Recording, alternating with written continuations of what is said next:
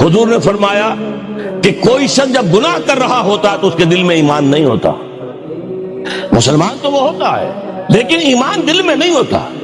لا یزنی الزانی حین یزنی وہو مومن، کوئی زانی حالت ایمان میں زنا نہیں کر سکتا.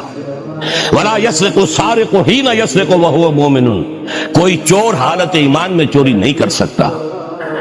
ولا یشرب الخمر حین یشرب وہو مومن، کوئی شرابی حالت ایمان میں شراب نہیں پیتا. ایمان بھی ہو اور پھر بھی گناہ ہو جائے، پھر ایمان کی کیا قدر و قیمت ہے؟ ایمان نہیں ہوتا اس وقت، تبھی وہ گناہ کرتا ہے.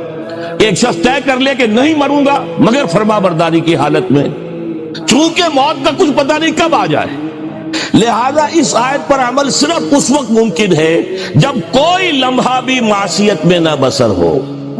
تب یہ ہے کہ آپ کہہ سکتے ہیں کہ نہیں مروں گا مگر حالت فرما برداری میں. اس پر عمل کرنا کوئی آسان کام نہیں ہے.